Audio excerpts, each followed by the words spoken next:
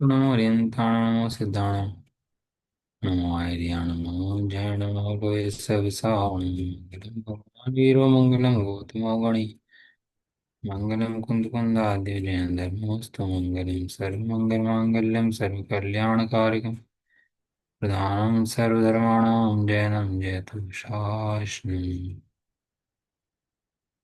नमः समय साराय स्वानुभूत्या चकास्ते चित्सवाय भावाय सर्वभावान् त्यर्चिते वन्दित सर्वसिद्धे धूमचर्मणां गतिं पत्ते गच्छामि समय पाहुडमणिमो सुध केवली मणिनम् श्री समय सारची ग्रंथ सर्वश्रुत ज्ञान अधिकार लास्ट की गाथाएं चल रही हैं इसके अंदर, जिसमें अपन लोग चर्चा कर रहे हैं प्रतिक्रमण प्रत्याख्यान आलोचना की और कर्म के सकल संन्यास की। कर्म दुखकार हैं, दुख देने वाले हैं, हम सब जानते हैं। अन्य लोग हैं, अन्य मत ये जानते ही नहीं है। कर्मों की पूर्ति में ही जीवन व्यतीत करते हैं। जैसे कर्मों का उदय आता है उसमें अच्छा बुरा समझते हैं और उसमें अपना जीवन पूरा कर देते हैं। लेकिन अपन लोग जो सर्वज्ञ के मत के हैं, वीतरागी मत के हैं, अपन लोग जानते हैं कि कर्म है सो शत्रु के समान है। इंद्रियां हैं शत्रु के समान हैं, भोग हैं शत्रु के समान हैं कोई बात नहीं है। लेकिन रोग हैं, अभाव करने लायक हैं, रखने लायक नहीं है, पोसने लायक नहीं है। समझ में आया? ये राग जो है दुखकारी है। इसके अंदर अपन जैसे नचार की टीका पढ़ रहे हैं, और जैसे नचार की टीका का भाव चल रहा था, कर्म चेतना और कर्म फल चेतना के बारे में बता रहे थे। है ना? जो जीव, बहुत से जीव ऐसे हैं जिनकी बुद्धि ही नहीं है, विचार ही नहीं कर सकते, बस मर रहे हैं जी रहे हैं। अनंत अनंत जीव ऐसे हैं इस लोक के अंदर। केवल काम क्या है? केवल एक मरना जीना, इसके अलावा दूसरा कोई काम ही नहीं है। जानते ही नहीं है कुछ। जानते तो हैं, इतना नहीं जान सकते कि मैं कौन हूँ, मेरा स्वरूप क्या है, कहाँ से आया हूँ। विचार विवेक नहीं है। लेकिन कुछ जीव ऐसे हैं जिन्हें बुद्धि मिलती है, संगी पंचेंद्रिय होते हैं, लेकिन वे भी यदि कर्मों के वशीभूत हैं, इतनी बुद्धि छह ऑप्शन मिलने के बाद भी कर्मों के वशीभूत रहते हैं, कर्मों में ही अधीन रहते हैं, वे जीव भी महादुखी हैं। वे भी कर्म चेतना में फंसे हुए हैं।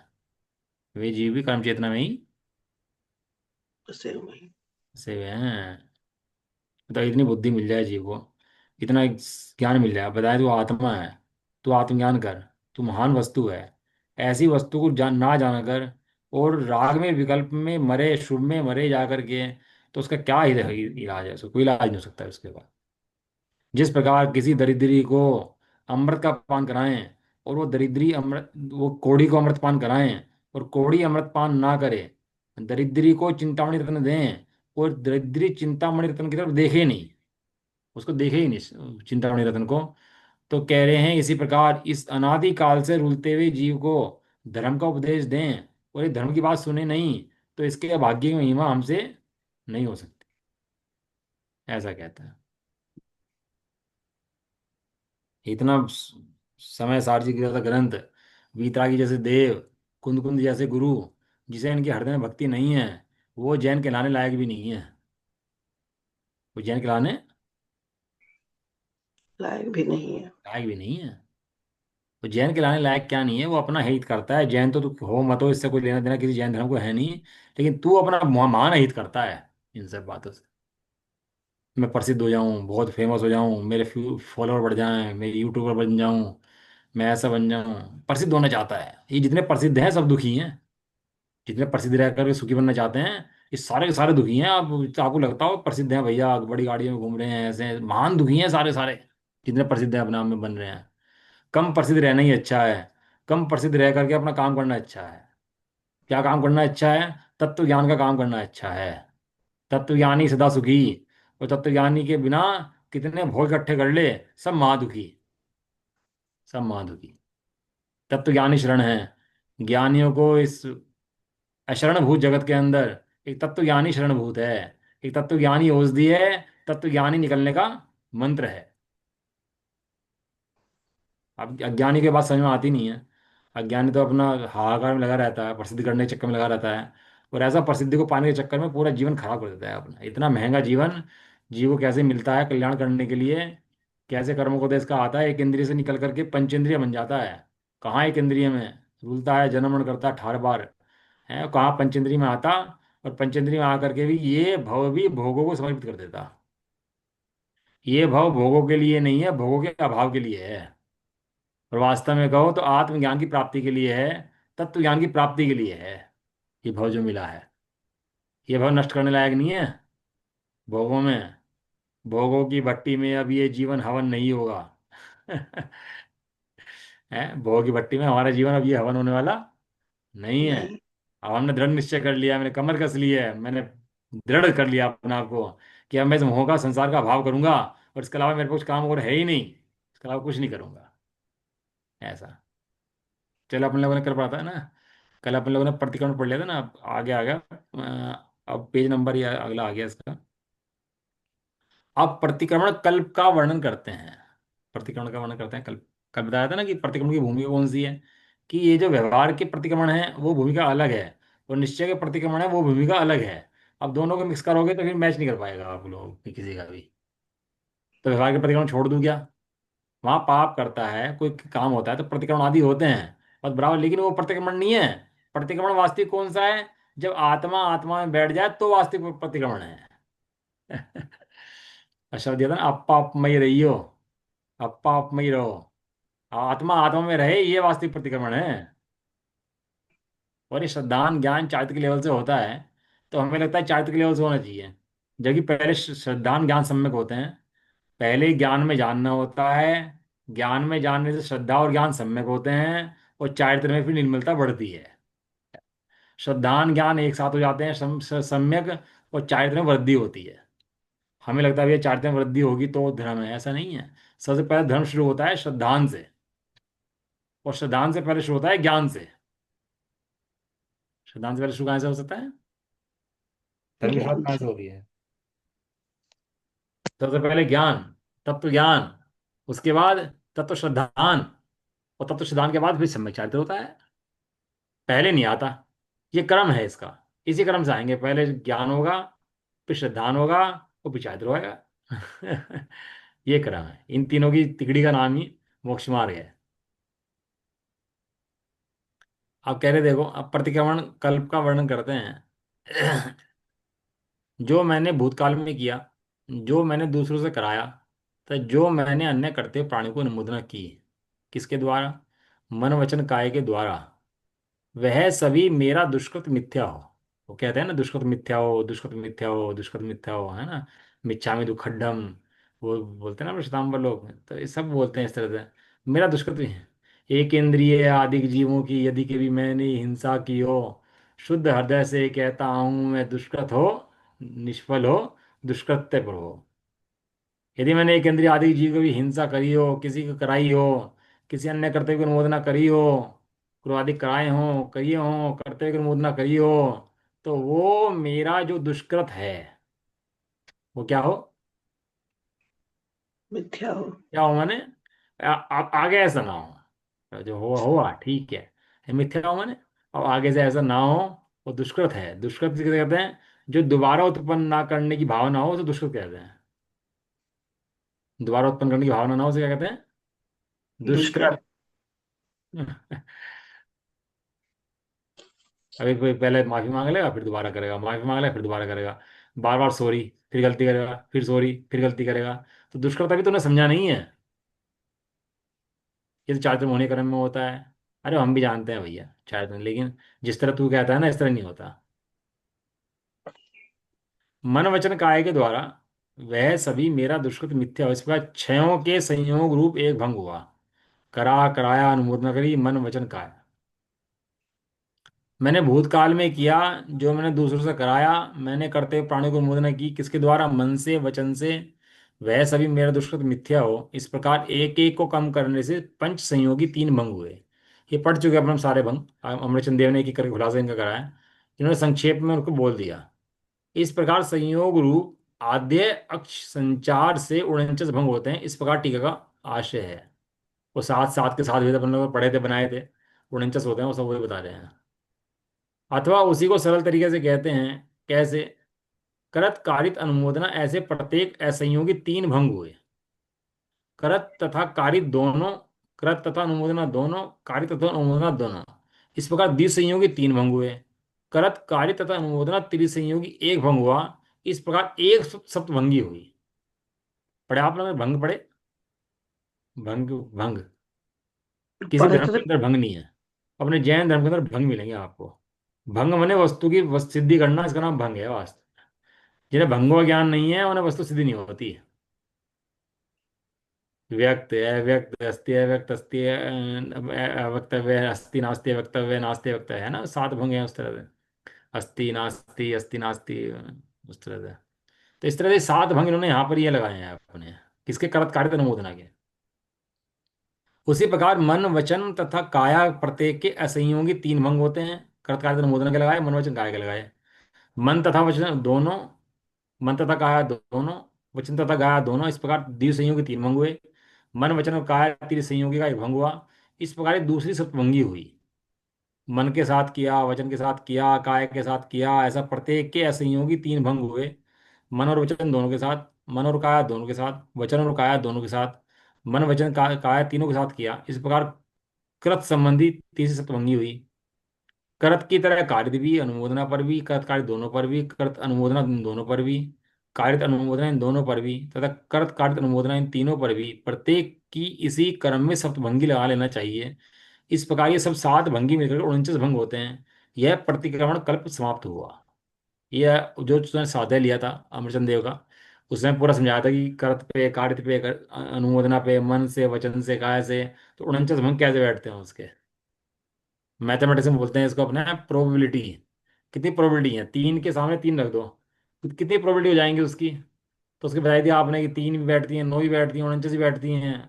वो सब प्रोबेबिलिटी का चैप्टर वो है उसके अंदर, ये वही गणित चल रहा है। इजी है, कोई ऐसा भारी की चीज नहीं है। अब प्रत्याख्यान कल्प का वर्णन करते हैं। जो मैं भविष्य में करूंगा, जो मैं भविष्य में कराऊंगा, और जो मैं भविष्य में अन्य के करने की अनुमोदना करूंगा, किसके द्वारा? मन वचन तथा काय के द्वारा, वह मेरा दुष्कृत आज ही मिथ्या हो जाए। दुष्कृत मिथ्या हो। तो करने की अनुमोदना कर रहा है क्या? कि करने की अनुमोदना नहीं कर रहा, भविष्य में करूंगा कराऊंगा। भविष्य में ना करने की अनुमोदना करूंगा कि आज ही मिथ्या हो जाए। जितना कर्जा भैया भविष्य में देना है आज ही ले जा अपना। जैसे बैंक ने ईएमआई बना दी, टर्म लोन लिया, बैंक ने ईएमआई बना दी, वह 10 साल की किस्त बना दी, और 5 सालों की किस्त तो आपने भरी, और 5 साल बाद बोले आप भैया जितने पे तेरे पैसे हैं आज ही ले जा। तो इसे बोलते हैं प्रत्याख्यान। कि मैं भविष्य में किस्त नहीं भरना चाहता तेरी, आज ही ले जा। तो भविष्य में जब मैं किस्तें भरता, उसकी आज ही पूर्ति करता हूँ, यानी उसको मिथ्या करता हूँ। जो आगे किस्तें आने वाली थी उसको क्या करता हूँ, आज ही उसको पूरी करता हूँ। तो मिथ्या करता हूँ। आज ही ले जा भैया, हमें बस की नहीं है आगे भगवान। ये पाप करने, पाप करूं और क्षमा कराऊं, ये हमारे बस की नहीं है। हम तो क्षमा स्वभावी आत्मा के अंदर जाते हैं, ना पाप करने पड़े, ना क्षमा मांगनी पड़े। दोनों ही काम ना हो। ये अच्छा है कि यार पहले पाप करो फिर माफी मांगो, पहले पाप करो माफी मांगो, फिर पाप करो माफी मांगो। ये अच्छा है कि ना पाप करो ना माफी मांगो, ये अच्छा है। तब पाप करो ना माफी मांगो। हाँ, ऐसा तो एक ही स्वरूप है भैया। बाहर में जाएगा तो पाप होंगे ही होंगे। आत्म स्वरूप ऐसा है जो पाप से रहित है, और जिसकी शरण में जाकर पाप होते ही नहीं है। एक आत्म स्वरूप ऐसा है। और आत्मा की शरण छोड़े तो पापी होता ही होता है। किसके द्वारा? मन वचन तथा काया के द्वारा, वह मेरा दुष्कृत मिथ्या हो। इस तरह पहले के समान छहों के संयोग से एक भंग हुआ। इसी प्रकार जो मैं भविष्य में करूंगा, जो भविष्य में कराऊंगा, तथा जो भविष्य में अन्य कर्तव्य को अनुमोदन करूंगा, किसके द्वारा? मन तथा वचन के द्वारा, वह मेरा दुष्कृत मिथ्या हो। इस प्रकार पूर्ववत एक एक को हटाने से पांच संयोगी तीन भंग होते हैं। इस प्रकार पूर्वोक्त प्रकार से 49 भंग जानना चाहिए। इस प्रकार प्रत्याख्यान कल्प पूरा हुआ। अब आलोचना कल्प कहते हैं, वह इस प्रकार है। कल्प माने विधान, विधान कहते हैं आलोचना का। वर्तमान काल में मैं जो करता हूँ, जो मैं कराता हूँ, अन्य कर्तव्य का अनुमोदन मैं करता हूँ, किसके द्वारा? मन के द्वारा, वचन के द्वारा, काया के द्वारा, वह मेरा दुष्कृत मिथ्या हो। इस प्रकार पूर्वत छह के संयोग से एक भंग हुआ। तथा जो मैं करता हूँ, जो मैं कराता हूँ, जो मैं अन्य कर्तव्य का अनुमोदन करता हूँ, किसके द्वारा? मन तथा वचन के द्वारा, वह मेरा दुष्कृत मिथ्या हो। इस प्रकार एक एक को हटाने से पंच संयोगी तीन भंग होते हैं। इस प्रकार पूर्वोक्त प्रकार 49 भंग जानना चाहिए। इस तरह आलोचना कल्प पूरा हुआ। अब कल्प शब्द जो दे रहे हैं, कल्प शब्द का अधिकार मतलब क्या है? कल्प कहो, पर्व कहो, परिच्छेद कहो, अधिकार कहो, अध्याय कहो और प्रकरण कहो, ये सभी एकार्थवाची जानना चाहिए। पर्यायवाची शब्द जो है ना, वो अपन हिंदी भाषा में पर्यायवाची शब्द मिलते हैं, इंग्लिश भाषा में पर्यायवाची शब्द नहीं मिलते। अब वाटर का पर्यायवाची बताओ आप क्या होता है? है लोटस का पर्यायवाची बताओ आप क्या होता है? और हमारे यहाँ शब्दावली इतनी ज्यादा है, वो भाषा की कुछ पर्यायवाची पर्यायवाची तो शब्दों के तो तोड़ मोड़ ना, गजब का तोड़ मोड़ है वो शब्दों के हमारे यहाँ। ये इंग्लिश भाषा तो कोई भाषा है ही नहीं वास्तव में। कुछ लोग तो जबरदस्ती में समझते हैं कितनी क्या है। और इंग्लिश बोलने को ही तो लगता है ऐसा कितना महान व्यक्ति आ गया सामने हमारे। कोई दो चार शब्द इंग्लिश बोल दे तो कितना महान व्यक्ति आ गया, कुछ भी नहीं है, एकदम कूड़ा लैंग्वेज है, एकदम बकवास लैंग्वेज। कुछ शब्दावली है ही नहीं, कुछ शब्दावली नहीं है उसकी। अपने यहाँ तो पर्यायवाची है और सिनोनियम एंटोनियम सब कितने कितने मिलते हैं अपन लोगों के यहाँ, और एक एक शब्द के मिलते ही नहीं मिलते। और एक आदमी का नाम रखते थे ना, नाम के पर्यायवाची लगाना चाहो उसके, तो नाम के पर्यायवाची मिल जाएंगे आपको उसके। कल्प कहो, विधान कहो, पर्व कहो, परिच्छेद कहो, अधिकार अध्याय प्रकरण, ये सभी एक ही बात है, उसका वर्णन चल रहा है, मतलब वर्णन कहो एक ही बात। इस तरह निश्चय प्रतिक्रमण, निश्चय प्रत्याख्यान, निश्चय आलोचना के भेद से शुद्ध ज्ञान चेतना भावना रूप से दो गाथाओं के कथन द्वारा कर्म चेतना संन्यास त्याग भावना पूर्ण हुई। इस तरह का हमने कर्म की संन्यास की भावना भाई दो गाथाओं के अंदर वो हमने पूर्ण कर ली। अब शुद्ध ज्ञान चेतना की भावना के बल से कर्म फल चेतना के त्याग की भावना को नचाते हैं। आचार्य देव कह रहे हैं हम जंगल में बैठते हैं, लेकिन जंगल में नहीं बैठते, हम आत्मा में बैठते हैं। हमने नाच नचा रखा किसे? कर्म को नाच नचा रखा है हम लोग हमने। अज्ञानी तो बाहर में वस्तु वस्तुएं जोड़ता है अपनी, और कोई ना माने ना तो उसको गुस्सा करता है, नचाता है उसको, उस पर रोष करता है? इष्ट अनिष्ट मानता है वस्तुओं को, उन पर रोष करता है। वे, उन्हें पता है बाहर की वस्तुएं कुछ कार्य करती ही नहीं है, ये तो कर्मों के अधीन है। कर्म जैसा परिणाम करते हैं वैसे बाह्य वस्तु परिणाम करती हैं। तो वास्तविक कारण ये बाहर का है ही नहीं। ये कोई मुझे गाली दे, कोई मुझे गुस्सा करे, ऐसा है ही नहीं। वास्तविक कारण क्या है? वास्तविक अंतरंग कारण तो कर्मों का उदय है। कोई दवाई लिए असर करेगी नहीं करेगी? बढ़िया डॉक्टर, एकदम बहुत बढ़िया डॉक्टर, आज तक एक भी रिजल्ट फेल नहीं हुआ उसका, बताओ असर करेगी नहीं करेगी? और डॉक्टर भी अहंकार में भर रहा दम्भ कि मेरा आज तक एक पेशेंट का केस फेल नहीं हुआ, और वो पेशेंट भी जा खुश हो रहे उसके पास, और ऐसा हो भी रहा। लेकिन वास्तविक मूल कारण उसका इलाज नहीं है। मूल कारण वास्तव में तेरे कर्मों का उदय है।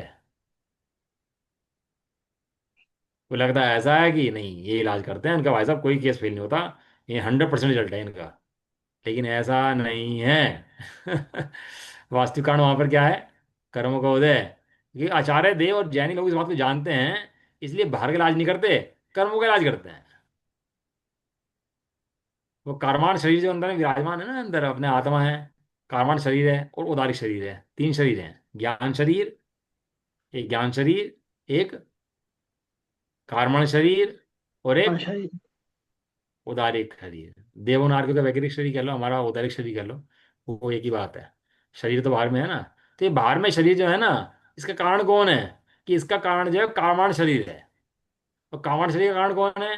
कि कारमान शरीर का कारण कोई भी नहीं है। कारमान शरीर का कारण कारमान शरीर है, ज्ञान शरीर नहीं है। कोई सोचे कि इसका कारण ये हुआ, इसका कारण वो हुआ, ऐसा नहीं है।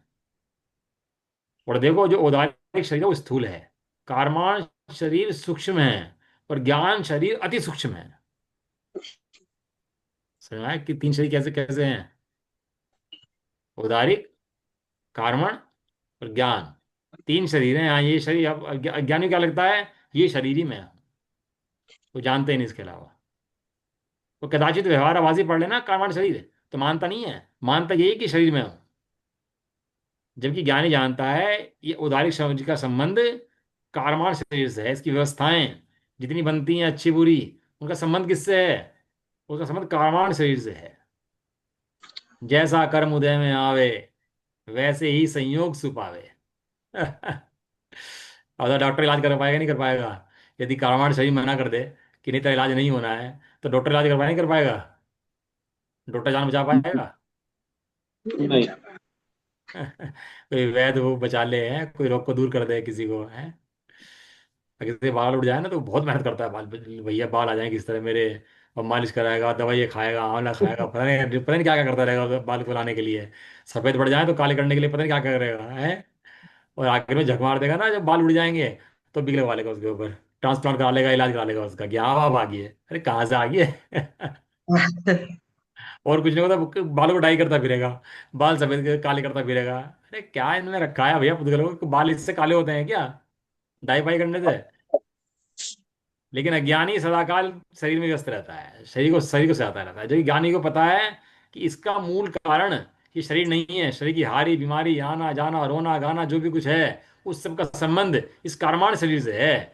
इस शरीर का शरीर नहीं है। और मेरा संबंध कारवान शरीर से भी नहीं है, मेरा संबंध ज्ञान शरीर से है। ऐसा जान करके ज्ञानी कारवान शरीर से संबंध तोड़ देता है।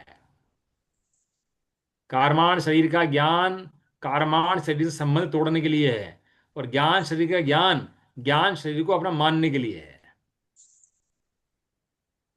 समझ में आया? कारमान शरीर का ज्ञान कारमान शरीर से संबंध तोड़ने के लिए है, और ज्ञान शरीर का ज्ञान अपने को ज्ञान स्वरूपी आत्मा, देखने के लिए। हाँ, मानने के लिए, देखने के लिए। शरीर माने फैला हुआ, शरीर माने कोई ऐसी चीज नहीं, शरीर माने क्या होता है, शरीर माने फैला हुआ, ये फैलाव है उसके अंदर, उसे बोलते हैं शरीर। ये जो उदाहरण शरीर में फैलाव है, कामण शरीर में फैलाव है, ज्ञान शरीर में फैलाव है। वो तीनों एक जगह रहते हैं, एक प्रदेश में रहते हैं, एक क्षेत्र में रहते हैं। एक प्रदेश में रहने पर भी तीनों अपना अपना काम करते हैं। एक दूसरे का काम करने में समर्थ है। नहीं है। अब जगत जन ऐसी बातें कहाँ जाने भैया। जगत जन को तो उठा पटक में इतना मजा आता रहता है, जगत जन को ऐसी बातें सुहाती नहीं है। जगत जन को क्या कहें, जगत जन है ना। अब जब है ही नाम जगत जन, तो क्या कहें, जो जगत में रूले वो जगत जन। और जो मोक्ष में जाएगा ज्ञानी जन। देख लो कैसे जन है अपन लोग, अब देखना चाहिए। तो ये कह रहे हैं ज्ञान चेतना की भावना से कर्म फल चेतना, शरीर की चेतना, शरीर में चेतना नहीं है, कर्म फल।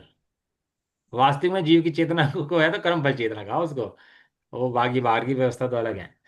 तो कर्म फल चेतना के त्याग की भावना को नचाते हैं, करते हैं। क्या कहते हैं?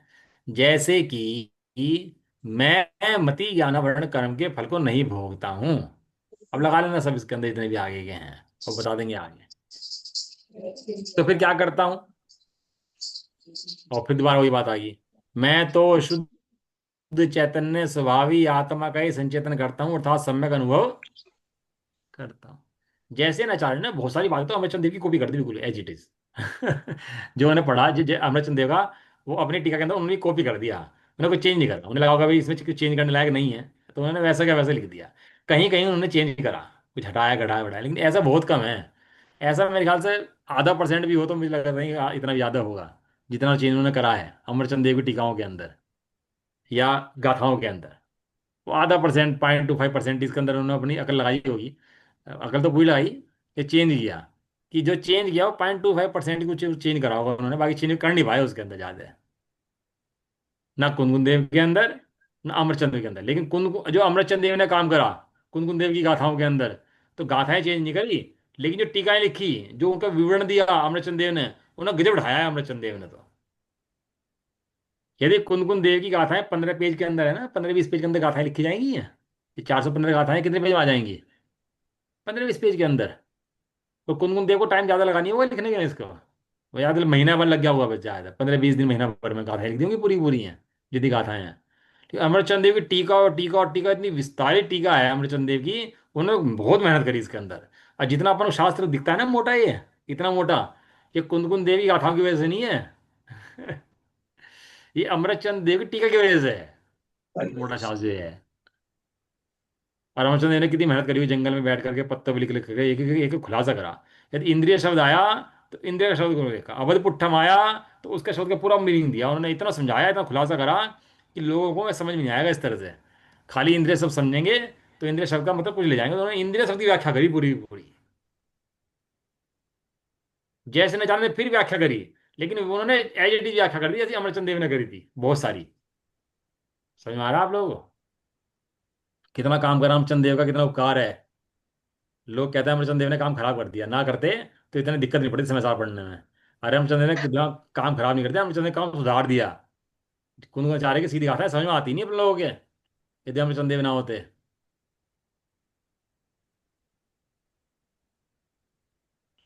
अजय सेनाचार्य ने वही लिख दिया, मैं तो शुद्ध चैतन्य स्वभावी आत्मा का संचेतन करता हूँ, अर्थात सम्यक अनुभव करता हूँ, क्योंकि उन्हें शुद्ध चेतन के अलावा कहीं वो माल दिखता नहीं है। जैसे रसगुल्ले के शौकीन बच्चे को घर में घुसते ही माँ ने रसगुल्ले बनाए हो तो क्या दिखता है, खाने में नमकीन बिस्किट दिखता है कि रसगुल्ला दिखाई देता है पहले। घर में आता है भागा भागा, क्या बनाया है, और देखता है उसकी मनपसंद चीज आ जाए तो लाओ लाओ लाओ भाई लाओ लाओ, और मनपसंद घिया तोरी तोड़ने बन जाए, है क्या दिमाग खराब हो गया। खाने का आज खाने का मन कर रहा। ये तो आचार्य देव पकवान बनाते हैं, पकवान खाते हैं और पकवान खिलाते हैं। ये तो ऐसे आचार्य देव है हमारे। जगत जंतु ना खाना न बनाना आता, न खाना आता, न खिलाना आता, लेकिन अमृतचंद देव तो जानते हैं बच्चे हैं, अपन लोग जैन धर्म में बच्चे हैं, तो उनके पकवान बनवाए खिलाते हैं। कैसे पकवान कि शुद्ध चैतन्य स्वभावी आत्मा के पकवान, ये है वास्तविक भगवान। अब जो शांत हृदय से बैठे, शांत रूप से बैठे, उसको तो बात समझ में आए, और शांति से ना बैठे, शांति में बैठ के समझना चाहे तो ये बात कभी समझ में नहीं आ सकती भैया, 3 काल में समझ में नहीं आ सकती है बात। शांत चित्त शांत हृदय बहुत जरूरी है। शांत भावों का ले चंदन, सहज भवताप निकंदन। कहते हैं मैं शुद्ध चैतन्य स्वभावी आत्मा का संचेतन करता हूँ, सम्यक अनुभव करता हूँ। कहते हैं मैं शुद्ध ज्ञानावरण कर्म के फल को नहीं भोगता हूँ। हमारी बुद्धि बहुत तेज है भैया, हमारा ज्ञान बहुत तेज है, हमारी आंख भाई साहब, कान इतने तेज, हम तो एकदम गाना हमारा भाई साहब गजब का है। हम तो गजब के हैं भैया, हमारा जैसा तो मिल नहीं सकता तुम्हें, ढूंढ के दिखाओ हमारे जैसा आदमी। हमारा ऑप्शन देखो, हमारा ज्ञान देखो, हमारा परिवार देखो, हमारा पैसा देखो, हमारी ये देखो। वो सदाकाल अपनी तारीफ, मेरा मति ज्ञान देखो और शुद्ध ज्ञान उसकी तारीफ करता रहेगा सदाकाल, इंद्रियों की, इंद्रिय विषयों की है। हमारा घर देखो, हमारी गाड़ी देखो, सदाकाल उसको हमें मजा आता रहता है उस मति शुद्ध ज्ञान के अंदर ही। वे कहते हैं मैं इसके फल को भोगता ही नहीं हूं, क्या करता हूं, मैं तो आत्मा शुद्ध चैतन्य स्वभावी आत्मा का ही संचेतन करता हूं, अर्थात अनुभव करता हूँ। करता हूं। कौन जाए भैया, झोपड़ी में रहता हो तो झोपड़ी छोड़, पैसा कमा ले, महल बना ले, अब झोपड़ी की याद कौन करे उसकी, कौन झोपड़ी में जाके रहे। टूटी फूटी गाड़ी हो पुरानी, है खटारा, और अब ले आया BMW ओडी। अब तो कौन भोगे उस गाड़ी को जाके के टूटी फूटी को, कौन जाए उसके पास। ये जैसे चैतन्य स्वभावी आत्मा देख लिया, त्रिकाल अखंड चैतन्य मूर्ति देख लिया, परम पिता परमात्मा से देख लिया, वो मति शुद्ध ज्ञान में क्यों जाए, ये बताओ, क्यों जाएगा। है, जिसने क्षीर का स्वाद, क्षीर का नीर स्वाद ले लिया, मीठा स्वाद, सफेद, जीव रहित, कौन सा समुद्र है, क्षीर सागर। ये 6 साल। कौन सा समुद्र है, कौन सा नंबर का समुद्र है, 8वें नंबर का है, जहां से तीर्थंकर का नमन होता है। तीर्थंकरों के नवर जलते भय तीरथ सर्वदा, क्षीर सागर से चले के आते हैं वहां से। और क्षीर सागर जल दूध के समान सफेद होता है, जीव रहित होता है, और मीठा होता है, अत्यंत मीठा होता है, अमृत के समान होता है। ऐसा ऐसा क्षीर, तो वो पी ले। अगर तू खारे समुद्र का पानी पिलाओ उसके बाद उसे, तो पीना पसंद करेगा क्या। कोई नहीं पीना चाहेगा। ऐसे जिसने शुद्ध चैतन्य स्वाभाविक आत्मा का अनुभव कर लिया, और मति शुद्ध ज्ञान में जाके क्यों मरेगा। जिसने अब वर्तमान में अखंड चैतन्य मूर्ति आत्मा का अनुभव कर लिया, तेरा आत्मा बनेगा नहीं, बना बनाया है, आएगा नहीं, आया लाया लुआ है। कैसे लाना नहीं है, तू है। अरे मैं अवधि ज्ञानावरण कर्म के फल को नहीं भोगता हूँ, तो फिर क्या करता हूँ, मैं तो शुद्ध चैतन्य स्वभावी आत्मा का ही अनुभव करता हूँ। मैं मन परे ज्ञानावरण कर्म के फल को नहीं भोगता हूँ, तो फिर क्या करता हूँ, मैं तो शुद्ध चैतन्य स्वभावी आत्मा का ही अनुभव करता हूँ, मैं केवल ज्ञानावरण कर्म के फल को नहीं भोगता हूँ, तो फिर क्या करता हूँ, शुद्ध चैतन्य स्वभावी आत्मा के अनुभव करता हूँ। इस प्रकार 5 प्रकार के ज्ञानावरण कर्म रूप से कर्मफल चेतना के त्याग की भावना सही है। ज्ञानावरण कर्म पढ़ाया, मति शुद्ध ज्ञान पढ़ाए, इसलिए नहीं पढ़ाए तेरे हैं, इसलिए पढ़ाए तेरे नहीं है। तब तो पढ़ाए क्यों है, तू अपना मानता है इसलिए पढ़ाए हैं। तो कोई व्यक्ति नशा करता हो तो नशे के बारे में बताएं उसको, भाई नशा खराब करता है, सेहत खराब करता है, शरीर खराब करता है, तो क्यों पढ़ा रहे, नशा छुड़वाने के लिए। क्यों पढ़ा रहे, नशा छुड़वाने के लिए। हाँ, और अच्छे बच्चों को देखो भैया कितने पढ़ते हैं, कैसे कमाते हैं, अपना परिवार पालते हैं, कितने अच्छे से रहते हैं, क्यों पढ़ा रहे? अपनाने के लिए। सिद्ध भगवान है, अनंत सुख में लीन है, क्यों पढ़ा रहे हैं? सिद्ध बनने के लिए। संसारी हैं, एक इंद्रिय हैं, कर्म है, कामना शरीर है, किस लिए पढ़ा रहे हैं? छोड़ने के लिए। पढ़ाई दोनों है, एक छोड़ने के लिए और एक ग्रहण करने के लिए। ऐसा। मैं चक्षु दर्शनावरण कर्म के फल को नहीं भोगता, तो फिर क्या करता हूँ? शुद्ध चैतन्य स्वभावी आत्मा का ही अनुभव करता हूँ। इस प्रकार टीका में कहे गए क्रम से पण पण दू इत्यादि गाथा कथित। एक गाथा ऊपर दी है। पण पण दूवट वीसा चौथी नौ दी नौ दीय दुन्नि पंचे वे बावन्न हीण व्यसय पैडियुस पैडियुडासेन होंति ते सिद्धा।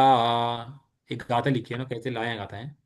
तो उसमें लिखा है इत्यादि गाथा में पांच ज्ञान वर्ण, नौ दर्शन वर्ण, दो वेदनीय, 28 मोहनीय, चार आयु कर्म, 93 नाकर्म नामकर्म, दो गोत्र कर्म और पांच अंतराय कर्म की सभी 52 कम 200। क्या क्या तो देना ना, 52 कम। यदि कर्म याद करने हो, किसको याद ना हो रहे हो, तो छोड़ दिया। ये होता है 100 100 रुपये, एक कम 100। तो 99 बोलने तो अच्छा, एक कम 100, 52 कम 200। तो हम्म, इस तरह से उन्होंने कहा कि 52 कम 200 प्रकृति जो हैं, ये कर्म प्रकृतियां हैं, इन्हें नाश करके सिद्ध होते हैं। नाश करके इनको सिद्ध हो जाते हैं, ऐसा इन्होंने बताया है इसके अंदर। वहां अमरचंद देव ने एक एक कर्म खुलासा करा। अमरचंद देव थे ना, तो एक एक को अलग अलग लिखा। इन्होंने क्या करा? सबको एक साथ लिख दिया कि भैया अलग अलग लिखेंगे, विस्तार हो जाएगा, क्योंकि लिख चुके पहले। तो सबको इकट्ठी गाथा लिख दी इन्होंने इसकी, कि इस तरह से जो कर्मों का नाश करते हैं, कितने कर्मों का, 148 कर्मों का, 52 कम 200, वे क्या होते हैं? नाश करके सिद्ध होते हैं। इस गाथा का आशय लेकर 148 संख्या वाली कर्म की उत्तर प्रकृतियों के कर्म फल के त्याग की भावना नचाने का कर्तव्य है, ऐसा अर्थ है। सारे कर्मों को नचाएंगे अब, किसके बल पे? अपने ज्ञान संवेदन के बल पे। बलता। एक लट्टू घूमता है पूरा, किसके ऊपर? एक धुरी के ऊपर। कील की धुरी, नीचे की धुरी होती है ना कील की, जो बारीक सा जो होता है उसके ऊपर पूरा लट्टू घूम जाता है। ऐसे ज्ञान का बारीक उसके ऊपर पूरा कर्म को नचा देते हैं, पूरा कर्म घुमा देते हैं, भगा देते हैं सब कर्म। कुछ विशेष कहते हैं, देखो यहाँ पर। अब जैसे नाचार्य का ये खास बात है, अपने गाथा के अंदर कुछ विशेष जरूर कहते हैं उसके बाद में। वो विशेष जो वास्तव में विशेष ही होता है, वो जो विशेष होता है। तो क्या कह रहे हैं विशेष के बारे में? कुछ विशेष। तीन लोग, तीन काल से संबंधित मन वचन काया कृत कारित अनुमोदना तथा ख्याति पूजा लाभ। ये बड़ी विकट समस्या है जी को। ख्याति पूजा लाभ। हमारी ख्याति हो, पढ़ें सुने पढ़ाएं, तो सब काहे के लिए?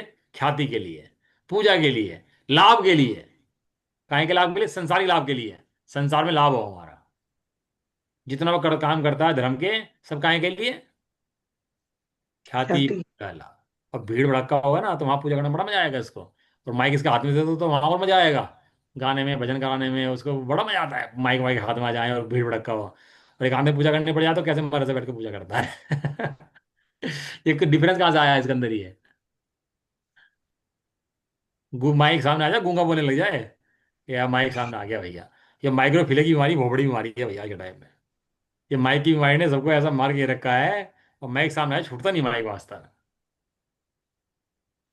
ये सब ख्याति पूजा लाभ की चाह है ये सब। और देखे सुने अनुभव किए हुए, जो हमने देखे हों, सुने अनुभव किए गए, भोगों की आकांक्षा, भोगों की आकांक्षा, आसक्ति, निदान बंध आदि सब पर द्रव्य के अवलंबन से उत्पन्न होने वाले, ये सब ख्याति पूजा लाभ पर द्रव्य से उत्पन्न होते हैं कि स्वद्रव्य के अवलंबन से उत्पन्न होते हैं? इतने ख्याति पूजा लाभ आदि हैं, कहीं ना कहीं लक्ष्य पर का होगा। भीड़ का होगा, ख्याति किसी ना किसी का पर का लक्ष्य होगा हमेशा। जब भी राग होगा, शुभ अशुभ विकल्प होंगे, तो लक्ष्य हमेशा पर का होगा। और जब शुद्ध का लक्ष्य होगा, तो ना राग होगा, और ना शुभ अशुभ भाव होंगे। ये नियम है, ये नियम लिख लो। जब भी राग होगा, लक्ष्य पर का होगा, चाहे शुभ राग हो चाहे अशुभ राग हो। भगवान की बहुत भक्ति है हमें। लक्ष्य किसका है? लक्ष्य किसका है? पर का। पर का। हमें त्याग करना है भैया। आलू, ये आलू छोड़ दिया, प्याज छोड़ दी, ये छोड़ दिया, हमने ये छोड़ दिया। लक्ष्य किसका है? पर का। हाँ। स्वयं लक्ष्य करे तो शुभ अशुभ छूटे भैया, नहीं पर लक्ष्य में शुभ अशुभ लग जाए, ये कह रहे हैं ना। पर द्रव्य के अवलंबन से उत्पन्न होने वाले, इसका अवलंबन पर द्रव्य है। इससे उत्पन्न होने शुभ अशुभ विकल्पों से रहित। अब उसने पर द्रव्य का अवलंबन छोड़ा, शुभ भी छोड़ा और अशुभ भी छोड़ा।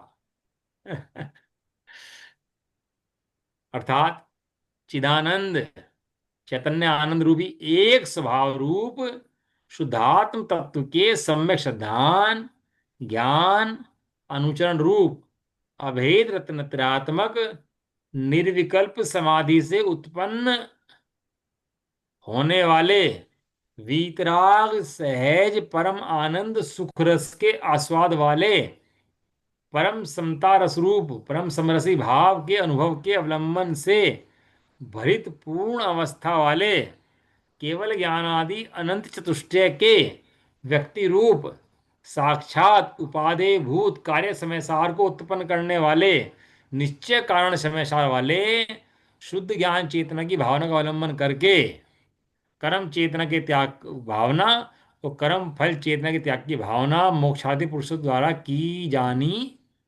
चाहिए। इतना लंबा सेंटेंस लिखा है उन्होंने, बताओ एक चीज के लिए। देखो कहीं कहीं मतलब फुल स्टॉप कहीं है ही नहीं पूरे सेंटेंस के अंदर। लिखते चलेंगे उसको, एक ही लाइन एक ही सांस में बोल दे, जैसे ये पूरी बात, कोई बात अच्छी हो, सांस में ले, पूरी एक सांस में बोल दे। ऐसे उन्होंने पूरी बात अपनी एक पैरे में लिख दे बस, बिना फुल स्टॉप पैरे उसके। जहां शुद्ध विकल्प छोड़े, वहां चैतन्य मूर्ति एक आत्मा शुद्धात्म तत्व, उसका अनुचरण करा, उसका उसका श्रद्धान करा, उसका ज्ञान करा, उसका सुख लिया। उसके अवलंबन से वो जो कैसा है, वो परम समता से भरा हुआ है। और कैसा है? केवल ज्ञान का कारण है। केवल ज्ञान कार्य है, और ये सहज तत्व ये कारण है। ऐसा, जैसे दूध में से घी निकलता है, दूध कारण है और घी कार्य है। ऐसे शुद्धात्म तत्व से ज्ञान निकलता है, केवल ज्ञान कार्य है, शुद्धात्म तत्व कारण है। ऐसे उत्पन्न करने वाले निश्चय कारण समय सार के जो है, जो कारण समय सार है, वो कारण समय सार कौन है? वो शुद्ध ज्ञान चेतना, जिसकी बात चल रही है। वो शुद्ध ज्ञान चेतना की भावना करनी चाहिए, किसके द्वारा? समस्त मोक्षार्थी पुरुषों के द्वारा। सकल कर्म संन्यास की भावना और समस्त ज्ञान की भावना ज्ञानी पुरुषों द्वारा भावने योग्य है, यह भावार्थ है। इस प्रकार दो गाथाओं द्वारा कर्म चेतना के त्याग की भावना की मुख्यता से तथा एक गाथा द्वारा कर्म फल चेतना के त्याग की भावना की मुख्यता से 10वें स्थल में तीन गाथाएं, पूर्ण हुई। ये गाथाएं पूर्ण होगी भैया अपनी। अब गाथा नंबर 390 से लेकर के और 404 नंबर गाथाएं, 15 गाथा चलेंगी लगातार। मुझे लग रहा है एक दिन तो पढ़ने में जाएगा गाथा गाथा ही खाली। उसके बाद तो टीका शुरू होगी इसकी। चलो कल चर्चा करते हैं अपन लोग इसकी, और आज तो कर्म की भावना, संन्यास की भावना नचाओ, है कर्म त्याग की भावना। अभी जीवों को पता नहीं है सब चीज़ों का कर्म क्या है, कर्म के फल की त्याग की भावना क्या है, पता लग जाए, और ज्ञान भावना क्या है पता लग जाए, तो आनंद करने की चीज़ें हैं, खेलने की चीज़ें हैं। चलो ठीक है। निज निधि निज में बताई। यह अनंत उपकार है उसके लिए जिन वाणी माँ को वंदना शत बार है। अनुवाण मुकार मंत्र।